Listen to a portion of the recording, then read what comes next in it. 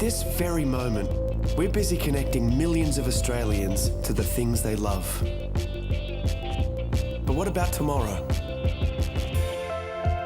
See, although the things that make us human will never change, the ways that we connect will. We're building a smarter future where clever innovations will change the way we live, work and play for the better. And one thing's for sure, life will be easier, giving us more time to focus on the things that really matter.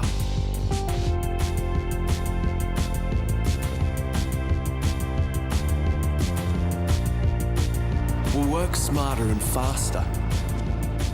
Machines will actually talk to each other, so we can concentrate on the big picture.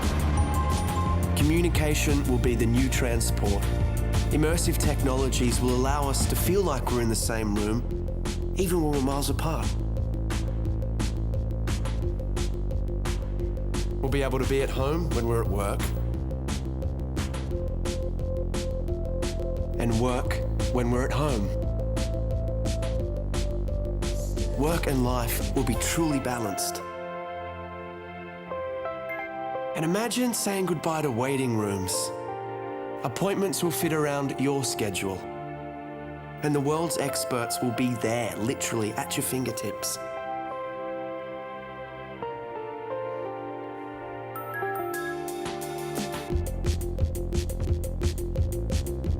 Shopping will become more social, more interactive, more engaging. In fact, the whole way that we transact will be revolutionised. Entertainment will take on new dimensions. We'll create more interactive experiences that put you in the heart of the action. We're making our cities smarter. They'll be cleaner, safer and more connected, capable of responding to the here and now. They'll tell us what we need when we need it. It's going to be amazing. But no matter how much technology will influence our everyday lives, there will always be some things we'll have to figure out for ourselves.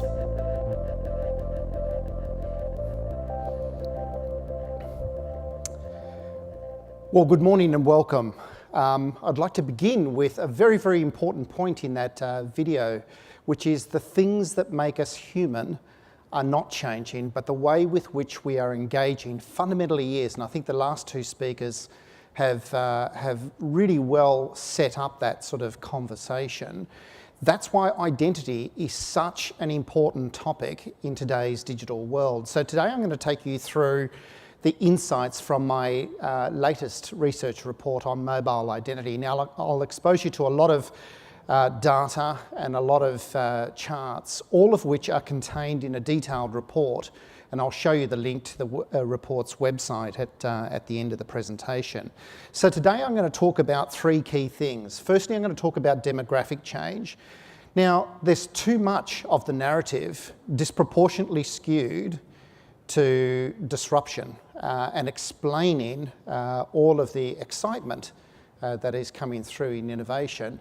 But we need to reconcile that against the demand side of the equation, because somebody or somebodies wants this stuff, and that is about demographic change. And so what I'm going to talk about is generations X and Y, who are the pioneers of the modern digital era. The second area I'm going to talk about is about mobility. In 2014, we crossed over into a very, very significant inflection point where, for a lot of services, including financial services, we are now in a mobile-first world. And in a mobile-first world, we've got to think about digital completely differently to how we've done it before in the past. And the reasons why we've got to do it is about personalisation. People's expectations through a mobile device are completely different to the expectations that they've had before that. Now, what I'm going to be talking about in the context of identity is that in a mobile-first world, we have the opportunity to shift the trust paradigm away from making people prove who they are through random pieces of information, which I'll argue has nothing to do with their identity, has everything to do with memory, onto technologies that actually recognise them for who they are. Now, I've had the benefit of presenting this research to over 70 boards and management teams of financial institutions around the world, and I must say that this has now become the single most important question on the minds of a lot of executives and boards. And the reason why is because they're now up against a generation who is prepared to think completely differently about their traditional providers of service. Generations Y, 1 in 3, are quite happy to have their financial services provided by non-traditional providers. 1 in 2 of them believe that when it comes to innovation in financial services, it's coming from the fintechs or it's coming from the internet companies. 2 in 3 are more excited about having innovation coming from those kinds of organisations than what they are from their traditional providers of service. Why does that really matter? Well, it matters because generations Y have now become the global source of income. They spend on average 5 times more than the generations before them, and they will inherit the wealth from their pre-boomer and baby boomer parents. They've become the global source of wealth creation. That's why this generation matters. Now, when it comes to looking at the future performance of an institution, we can sort of now start looking at its capacity to be attractive to those 2 generations, and then the extent to which they digitally engage them as being predictors of their performance. And so I built an index looking at the Australian market based on those 2 indicators, and then looked at how institutions are performing against that. I added a 3rd dimension, which is the size of the bubble, and the number represents the average size of wallet. This is how much these generations are spending with these institutions. Now, what's remarkable about this index is time, and that is that in a very short period of time, which is 15 years, 2 online banks have shot ahead of institutions that have been here for over 100 years. ING Direct and UBank have found their place in the Australian market. UBank has only been here for 7 years. In the middle of the pack are the major banks, and then in the quadrant that is struggling to be attractive to those demographic groups and struggling to digitally engage their constituents are the credit unions and mutual banks.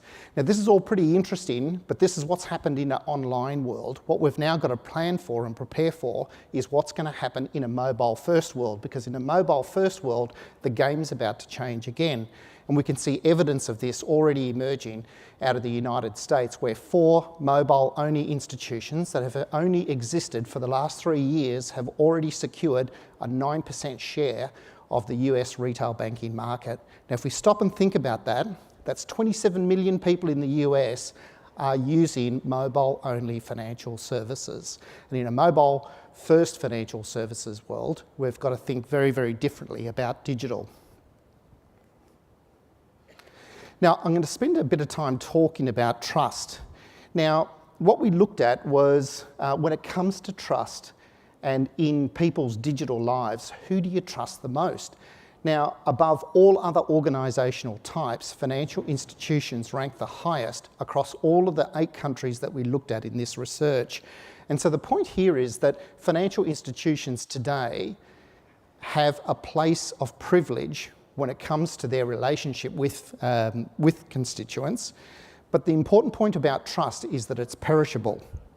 Now, when it comes to trust to these generations means 4 things. Trust to keep my finances secure, trust to keep my personal data secure, trust to keep private the interactions I have with the institution, and then lastly, the reputation of the institution when it comes to security as a whole. Those 4 attributes have become now the most important reasons of why generations X and Y are going to choose one institution over another. Now, I've heard so many times from product managers and from marketing managers the statement that we've got to remove friction out of the user experience, implying that somehow we need to relax the identity and authentication systems involved in the experience. Now, what our research shows is that the 2 most important features people want when they're engaging their financial institutions through mobile devices are privacy and security. So absolutely not at the expense of those, which is fundamental to creating a trusted experience. Now, it's remarkable what people are prepared to share with financial institutions when it comes to their personal information, but they want greater degrees of security in return. Now, I'm just going to show you a short video to just sort of set the context for the next part of the discussion, and then we'll come back and talk about it.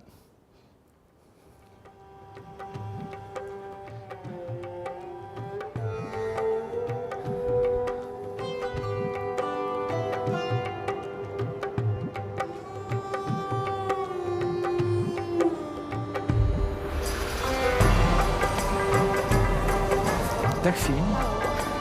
Dus gewoon. Ik zie een school tegen Antwerpen. Ja. Insecten. Dat blieft? Ik voel 2 insecten op je rug. Kan dat? Ja, vlinders.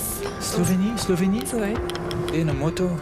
Oranje. Pas erop. Zenit. Oui, oui, bien. Je hebt een vriendin. Julie de...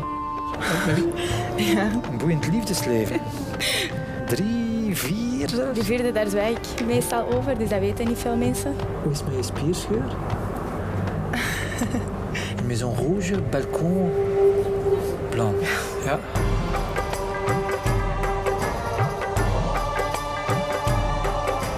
Ik zie geld, ik zie transacties. Maar kent je rekeningnummer van buiten? Ik denk dat ik het wel weet. Die staat wel negatief op je bankrekening. Ja? 9-7. Last month you spent €200 on alcohol. Vorige maand €300 aan kleding gespendeerd. 8. Ja. 5. Voor een huis dat van eigenaar gaat veranderen. €795.000. Ja, maar eigenlijk. 41. Ja. Is dat juist? Ja, dat is juist.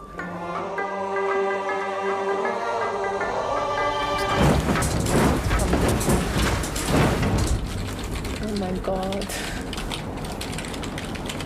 Oh nee. Ah, dat is, ik weet niet hoe eng.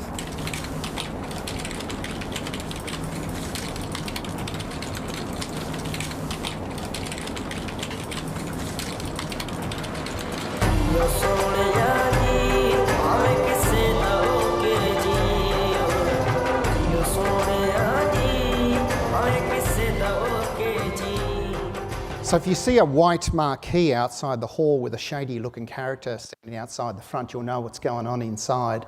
This whole notion of user ID and password as conventions of identity is just fundamentally flawed. The average person has about 26 online accounts. When you include your bank accounts, your airlines and everything else that you do online, there's just no way we can memorise 26 different conventions of uppercase, lowercase, alpha and numeric. It just doesn't work. But also, most importantly, is user ID and passwords have nothing to do with your identity. It's everything to do with memory.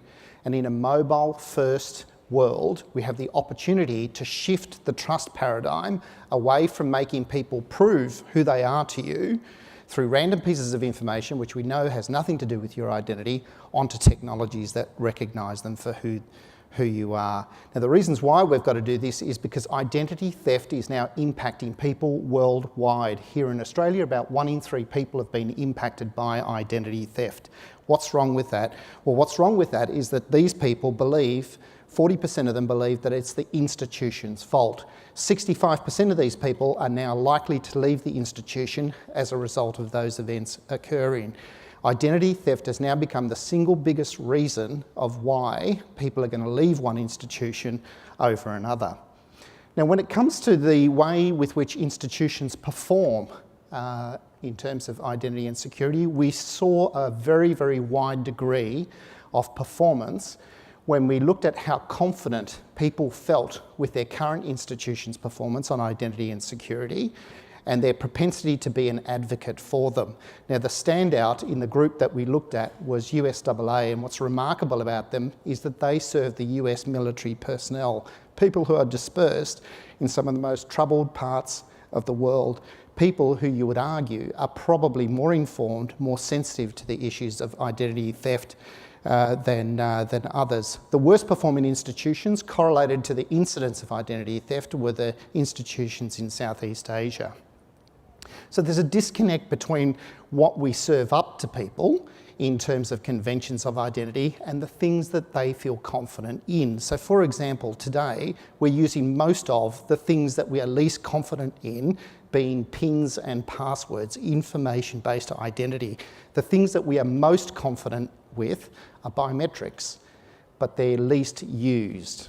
And so the opportunity is to really think about how we can increase the consumption of things that make us feel more confident when we engage our institutions. So in the research, we tested 3 different mobile-based identity conventions: federated identity, second factor authentication, and then using your digital signature. Now, not surprisingly, across all of the countries that we looked at, these 3 conventions of identity ranked very, very high in terms of their overall appeal. And this was consistent across all of the countries that we looked at. Now, when it comes to thinking about identity, security and privacy, we need to bring these together as one conversation, not treat them as 3 separate conversations, because as far as customers are concerned, these 3 matters are all related. So in terms of a roadmap and what we can expect, the device manufacturers are doing a great job on educating people on the convenience and the security associated with biometrics, which today are largely fingerprint-based. And they've withstood so far the test of scale.